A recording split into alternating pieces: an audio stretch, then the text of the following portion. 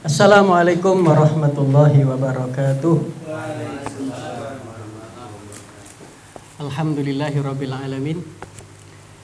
Berjumpa kembali dalam acara yang sama, Sirah Nabawiyah. Bersyukur kita kepada Allah Subhanahu wa taala pada kesempatan sore hari ini. Kembali lagi Allah Subhanahu wa taala memberikan sesuatu, yaitu kenikmatan iman, di mana kenikmatan inilah yang tidak semua diberikan, tidak semua makhluk, tidak semua hamba diberikan oleh Allah tentang kenikmatan ini. Dan kita mudah-mudahan termasuk orang yang dipilih oleh Allah Subhanahu wa taala untuk menerima kenikmatan ini, yaitu kenikmatan iman.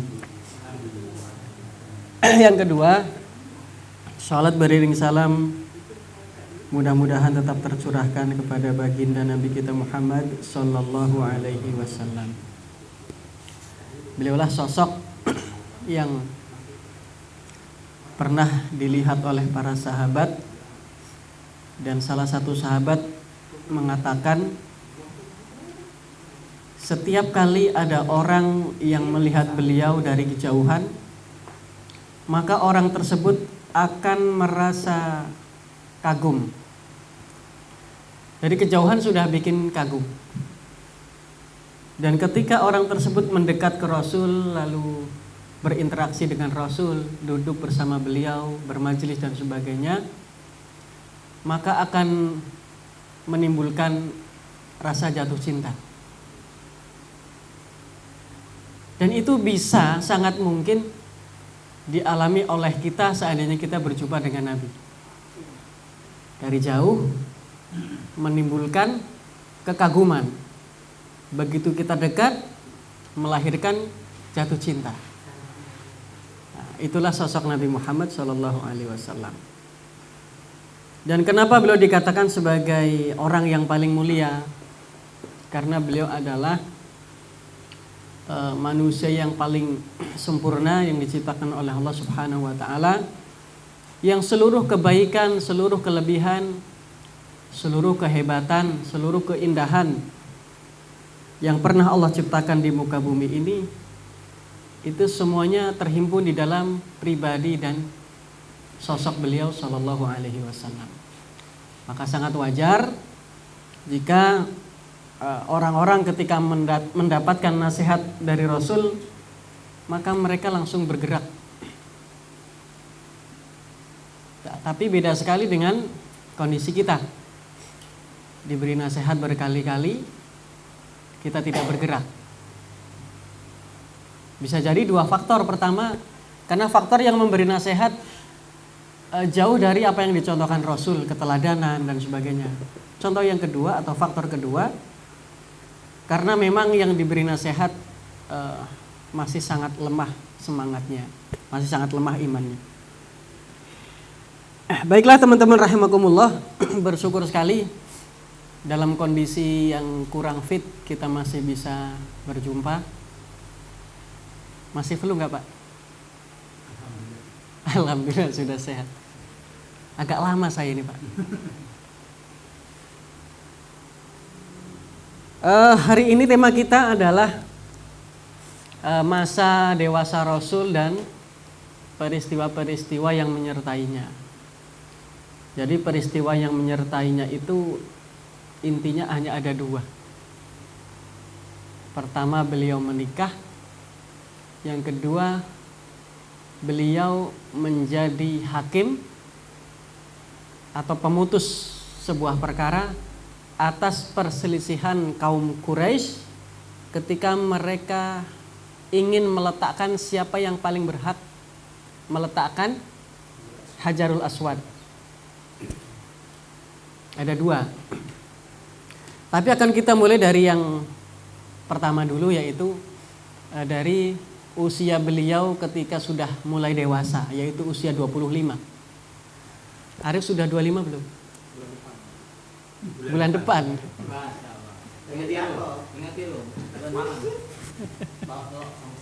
Tanggal berapa?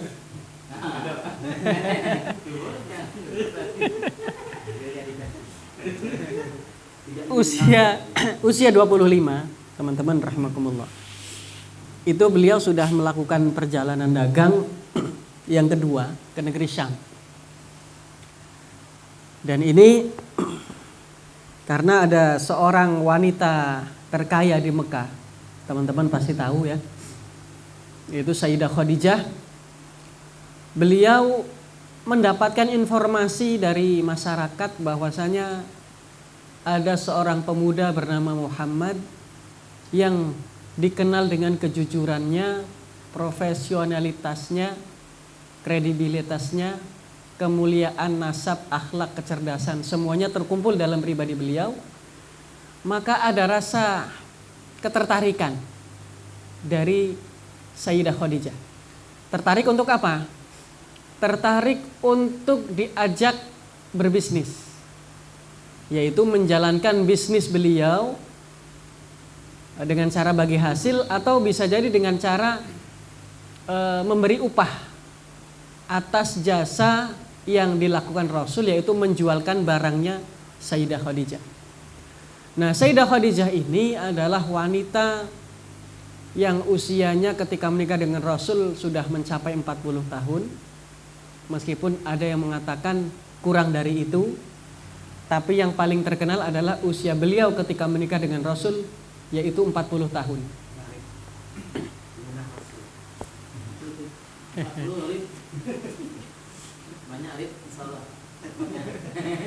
Bagaimana dengan ciri fisik beliau? Ciri fisik yang paling menonjol dari beliau adalah wanita yang cantik. Wanita yang cantik. Lalu dari sisi kecerdasan, beliau adalah wanita yang cerdas. Dan kita jadi berpikir ya wajar, karena yang beliau pimpin adalah bisnis levelnya sudah level internasional. Orang memimpin bisnis atau memimpin sebuah perusahaan yang levelnya sudah internasional, tidak mungkin bukan orang cerdas, ya dah. Dan kecerdasan, teman-teman, tidak selalu bergaris lurus dengan gelar akademik. Nah, teman-teman rahimakumullah, dari sisi kecerdasan beliau adalah wanita cerdas. Dari sisi nasab beliau adalah wanita yang nenek moyangnya itu dari Quraisy. Quraisy itu kabilah atau keluarga besar yang paling mulia di bangsa Arab. Bangsa Arab itu banyak, termasuk Arab Badui. Arab Badui itu adalah cikal bakal masyarakat Arab. Tapi kabilah atau suku yang paling bergengsi dalam arti secara sosial, mereka dipandang paling mulia, yaitu bangsa Quraisy. Teman-teman tahu kan surat Al-Quraisy? Dan itu tidak sembarangan. Kenapa Allah sampai cantumkan nama Al-Quraisy? Karena memang itu suku yang paling mulia. Dan Khadijah keturunan bangsa Quraisy. Itu sudah cukup untuk mewakili kemuliaan beliau sebenarnya. Nah, seperti kita tahu, Quraisy itu kan ahli berdagang. Bahkan ayat yang membicarakan itu tentang Quraisy adalah membicarakan perihal perdagangan. Makanya wajar kenapa beliau ini menjadi wanita yang ahli dalam dunia perdagangan, dunia bisnis. Ya karena keluarga besarnya adalah keluarga besar pebisnis dari bangsa Arab, Quraisy. Lalu dari sisi apa lagi? Dari sisi kekayaan tidak perlu diragukan lagi, Pak. Itu beliau orang yang paling kaya, wanita terkaya di Mekah. Dan beliau mendapatkan gelar gadis Quraisy. Gadis Quraisy. Wanita Quraisy, wanita suci. Sudah beberapa kali dilamar. Yang lamar tentunya ya bukan orang Arab sembarangan, pasti saudagar yang mereka punya kepercayaan diri tinggi untuk bisa melamar beliau. Itu pun tidak ada yang diterima. Saudagar kaya, nggak ada yang diterima. Beliau sudah menjanda 2 kali. Nah, setiap kali beliau berdagang, maka seringkali ngajak rekan yang lain untuk menjualkan barang dagang beliau, barang dagangan beliau. Nah, karena mendengar kabar ada seorang pemuda namanya Muhammad kok sepertinya menarik untuk diajak berbisnis, diajak kerjasama, maka akhirnya beliau ditawari untuk membawa barang dagangan beliau ke negeri Syam, dan beliau menyetujui. Khadijah radhiyallahu anha mengatakan kepada Rasul bahwa beliau siap memberikan upah yang lebih banyak kepada Rasul, melebihi upah yang biasa diberikan Khadijah kepada pedagang-pedagang yang lain, karena kejujurannya tadi. Nah, dengan syarat ada seorang budak laki-laki yang bernama Maisarah harus ikut bersama Muhammad Shallallahu Alaihi Wasallam. Nah, rupanya beliau ini dalam tanda kutip agennya Khadijah. Mata-mata. Maka begitu sampai di negeri Syam, Maisarah melihat gerak-gerik Rasul, kepribadian Rasul, akhlak, seluruhnya diperhatikan oleh Maisarah, sampai akhirnya beliau berlindung di bawah sebuah pohon, Pak. Ya, berlindung, berteduh di bawah sebuah pohon, dan disitulah ada seorang pendeta bernama Nastura. Namanya Nastura, mungkin Nasturo ya. Itu bertanya kepada Maisarah, yang duduk di bawah itu siapa? Dia adalah Muhammad, pemuda dari Quraisy. Kata Nasturo, tidak ada seorang pun yang berlindung di bawah batang itu kecuali dia adalah seorang nabi. Nah, inilah yang membuat Maisarah terkejut dan bahagia, lalu menyampaikan kabar ini dan kabar-kabar yang lain, informasi-informasi yang lain tentang Rasul kepada majikannya. Dan ini pula yang kemudian membuat Khadijah semakin bersemangat untuk meminang Rasul. Artinya menikah dengan Rasul. Nah, begitu sampai di perjalanan Maisarah melihat ada, kalau di dalam kitab Sirah Ibnu Hisham itu disebutkan Maisarah melihat ada 2 malaikat, Pak. Ada 2 malaikat yang menaungi Rasul. Nah, kita tidak tahu bentuk malaikat seperti apa, bisa jadi berbentuk awan ya. Dan itu kemudian diceritakan ulang kepada majikannya yang bernama Khadijah. Nah, dari situlah teman-teman rahimakumullah, akhirnya Khadijah semakin tertarik untuk menikah dengan Rasul Shallallahu Alaihi Wasallam. Nah, sekarang kita ingin lihat bagaimana cara dagangnya Rasul. Cara dagang Rasul bagaimana? Pertama, beliau adalah orang yang ketika pergi ke negeri Syam membawa barang. Begitu pulang ke Mekah, beliau juga membawa barang, yang barang-barang tersebut dibutuhkan oleh masyarakat Mekah. Barang yang dibawa dari Mekah adalah barang yang dibutuhkan oleh orang-orang Syam. Pasti kan beda. Orang Syam lebih suka barang Mekah, orang Mekah lebih suka barang Syam. Jadi keuntungan yang beliau terima itu berlipat-lipat. Sangat banyak keuntungan beliau. Yang kedua, beliau selalu mensedekahkan hartanya ketika selesai dari jualan. Selesai dagang, sedekah kepada para fakir miskin. Yang ketiga, beliau menganjurkan kepada kita dan tentunya beliau mengajarkan juga agar memudahkan transaksi dan transparan dalam bertransaksi. Nah, ini teman-teman penting. Di zaman yang semakin canggih seperti ini, kadang kita ini semangat untuk tidak transparan lebih kuat daripada semangat untuk transparan. Sebagai contoh, hampir 3 tahun jualan madu. Kalau transparan, itu bisa jadi bumerang buat kita.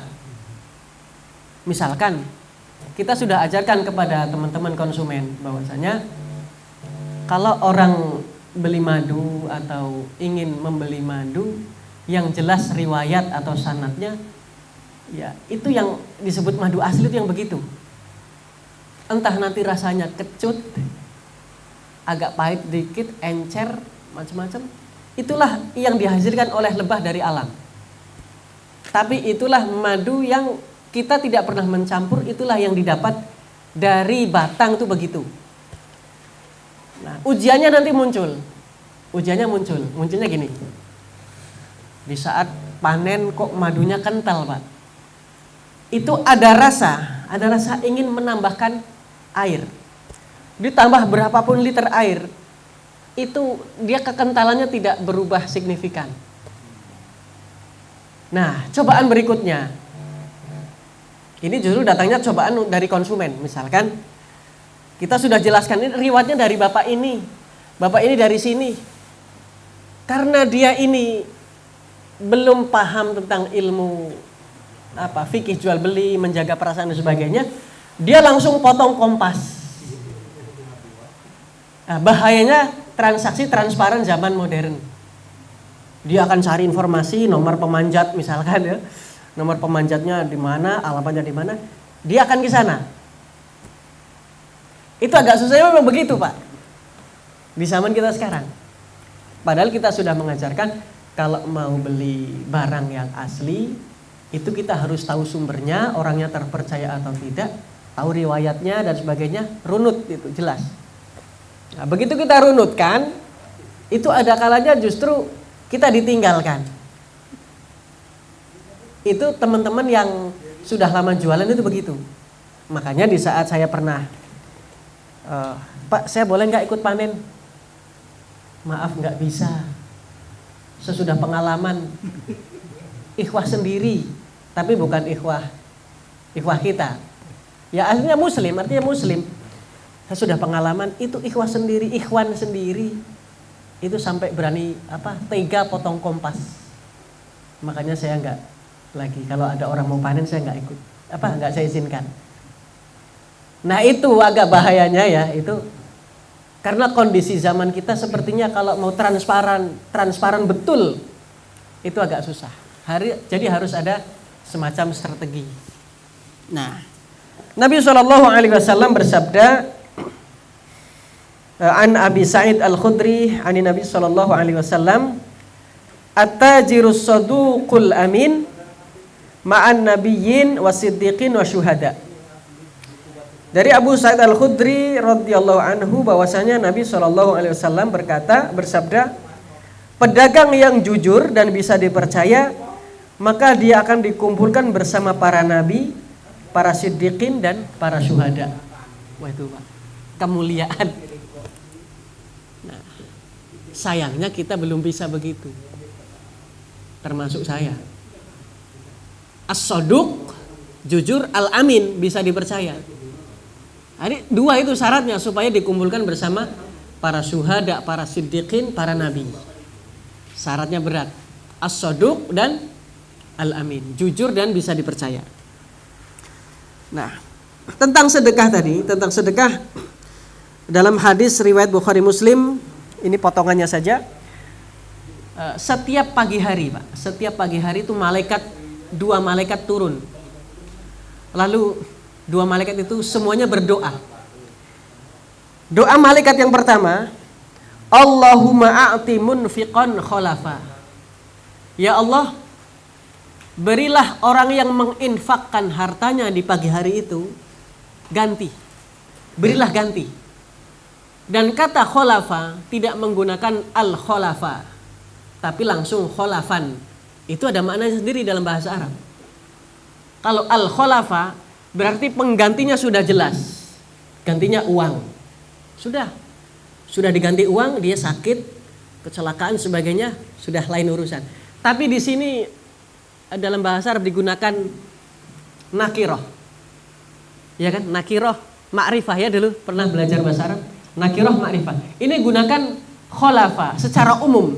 Jadi pengganti untuk orang yang berinfak di pagi hari itu bebas, terserah Allah.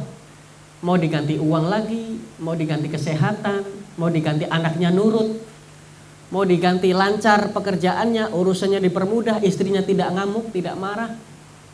Pokoknya khulafa. Itu malaikat yang pertama mendoakan begitu. Wa yaqulul akhar, dan berkatalah malaikat yang lain, Allahumma a'ti mumsikan talafa. Ya Allah, hancur leburkan harta orang yang menahan hartanya. Mumsik, dipegang. Hartanya dipegang. Nah, itu didoakan oleh malaikat agar hartanya dihancur leburkan. Nah, itu ajaran kepada kita bahwasanya usahakan kalau pagi hari Pak sebelum bekerja, ya tepatnya pas subuh itu, kita sedekah 5.000 atau berapa di kotak amal itu. Kita nggak peduli uang itu nanti untuk beli apa, terserah. Kita kan urusannya dengan itu, dengan Allah Subhanahu wa taala. Nah, itu peristiwa pertama teman-teman yang tadi tidak kita masukkan dalam inti. Yang kedua yaitu menikah dengan Khadijah. Usia Rasul ketika menikah berapa? 25 tapi ini Rif, kalender Hijriah bisa jadi 24 ya Pak ya, bisa jadi 24. Usia Nabi ketika itu 25, usia Khadijah 40 tahun. Berawal dari tadi ketertarikan beliau, Masya Allah ini kok ada pemuda seperti ini, di zaman yang seperti ini kok masih ada pemuda yang akhlaknya luar biasa. Maka beliau kemudian mengutus saudaranya yang bernama Nafisah binti Muniyah. Diutus kata Nafisah, wahai Muhammad, kenapa engkau tidak menikah? Kata Muhammad, ma indi ma atazawwaju bih. Saya tidak punya modal untuk menikah. Bagaimana kalau kamu ini dinikahi oleh seorang wanita yang tidak mempedulikan latar belakang kamu, khususnya dalam hal yang tadi kamu sampaikan? Mau nggak, Rif?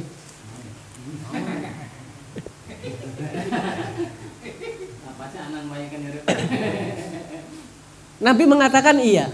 Iya, saya mau kalau begitu. Siapa wanita itu? Majikan kamu sendiri, namanya Khadijah. Mau. Nah, maka Rasul berbicara kepada paman-pamannya, Pak, ada Hamzah di situ, untuk melamar Khadijah. Ayah Khadijah siapa namanya? Khuwailid bin Asad. Melamar, kemudian menikah. Maharnya berapa Pak Aziz? Mahar nikahnya Nabi 7 onta. Ustaz Syarif 100 onta merah. Kalau referensi yang saya baca, kitab Ar-Rahiqul Maktum itu 20 ekor unta muda. 20 ekor unta muda. Nah, karena ada unta yang tua, karena juga ada unta tua. Unta itu banyak. Ada unta muda, unta tua, unta disembelih. Fungsinya untuk apa? Untuk jembatan menuju benteng lawan. Nih, unta-unta yang sudah tua kita sembelih semua, kita jadikan sebagai titian untuk menuju benteng. Nah, ini yang dijadikan mahar Rasul bukan unta tua, tapi unta muda. Nah, saya kurang tahu harganya berapa, tapi yang jelas mahal. Nah, ini saya dapat 2 versi ya. Yang pertama, ini unta semuanya dari beliau. Hasil kerja, Pak. Itu dari beliau dapat unta 20. Tapi ada yang mengatakan juga bahwasanya ini unta milik paman-pamannya. Karena Rasul belum mampu beli mahar sebesar itu, maka paman-pamannya memberi beliau unta agar bisa menikahi Khadijah. Nah, di usia 35 beliau mendapatkan kehormatan dari orang-orang Quraisy untuk memutuskan perkara mereka. Jadi bangunan Ka'bah itu, teman-teman, itu dulu tingginya hanya 4 meter. Tingginya hanya 4 meter, yang itu sejak zamannya Nabi Ismail alaihissalam. Berarti nggak terlalu tinggi ya, hanya 4 meter. Pernah terjadi banjir ya, terjadi banjir karena Ka'bah itu posisinya di lembah. Maka air masuk situ semua. Begitu banjir surut, pondasinya sudah mulai rapuh, batu-batu sudah mulai lepas, keropos. Maka orang-orang tidak ada satupun yang berani ingin merenovasi atau memugar bangunan mulia tersebut, bangunan suci. Sampai akhirnya mereka memutuskan untuk ayo kita perbaiki. Yang penting ada orang yang bertanggung jawab untuk memulainya. Yang memulai adalah Al-Walid bin Al-Mughirah Al-Makhzumi, ayahnya Khalid bin Walid. Kata beliau, kata orang ini, nanti kalau sudah saya hancurkan pondasinya atau bangunan ini saya hancurkan, kok tidak terjadi apa-apa pada diri saya, kalian boleh hancurkan yang lain. Tapi kalau ternyata setelah aku hancurkan ini ternyata terjadi apa-apa pada diriku, entah mungkin kerasukan jin atau sakit atau celaka dan sebagainya, maka jangan kalian lakukan proses pemugaran bangunan ini. Mulai dipukul. Ternyata tidak terjadi apa-apa. Akhirnya orang-orang ikut merobohkan bangunan itu. Nah, tapi uniknya Pak, mereka sepakat bahwasanya dana renovasi Ka'bah tidak boleh dari harta atau hasil perzinahan. Padahal zina itu di sana udah menurut mereka halal, legal. Tapi untuk bangunan mulia, bangunan suci mereka tidak rela, tidak ridho kalau hasil renovasi ini dananya dari hasil perzinahan, dari hasil merampok. Gak boleh. Nah ini yang unik lagi, dari hasil jual beli secara riba. Gak boleh ya? Gak boleh. Berarti tahu dia salah. Berarti tahu. Tapi dikhususkan hanya untuk bangunan itu. Nah, tentang riba ini teman-teman. Ini kok mereka sudah tahu ya. Sementara kita kan belum tahu uang kita tuh riba enggak ketika kita sedekah untuk masjid. Ya enggak? Insyaallah tidak, Pak. Mudah-mudahan tidak. Nah itu teman-teman, akhirnya semuanya dirobohkan. Giliran ada pondasi yang di situ ada Hajar Aswad ditaruh. Ketika sudah mau ditaruh lagi ke tempat semula, ribut. Kan kabilah di Arab kan banyak. Bani Adi, Bani Makhzum, Bani Hashim, Bani apa lagi? Bani Umayyah. Semuanya itu ingin agar meletakkan batu itu. Maka 5 atau 4 hari berlalu tidak ada keputusan. Akhirnya hari terakhir mereka sudah siap cabut pedang. Kayak suara SMS Pak. Cabut pedang untuk bertarung. Siapa yang paling kuat dialah yang berhak meletakkan batu itu. Nah, muncullah orang tokoh yaitu Umayyah. Bagaimana kalau kita putuskan saja yang menentukan perkara ini adalah sosok orang siapapun dia yang datang melalui pintu masjid. Saya agak bertanya-tanya. Berarti sudah ada masjid zaman itu. Siapapun orang yang pertama kali masuk melalui pintu masjid ini, maka dialah orang yang memutuskan perkara kita dan kita harus nurut kepada orang itu. Allah takdirkan Pak, yang muncul Nabi kita Muhammad SAW. Muncul di situ. Kemudian kata Nabi, bila turunkan selendangnya, silakan kalian pegang seluruh ujung dari sorban ini. Perwakilan, tentunya perwakilan, semuanya nggak bisa. Beliau yang meletakkan batu itu lalu semuanya diangkat. Begitu sampai di tempatnya Rasul mengambil batu itu dan meletakkannya. Dan semuanya ridho. Semuanya ridho dengan keputusan tersebut. Nah, itulah teman-teman rahimakumullah. Bagaimana bangunan setelah direnovasi? Tingginya itu menjadi, saya tulis tadi,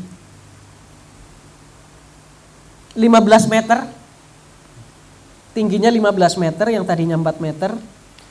Kemudian disangga dengan 6 tiang. Lebarnya 10 kali 10 meter. Dan posisi Hajar Aswad 1,5 meter dari tanah.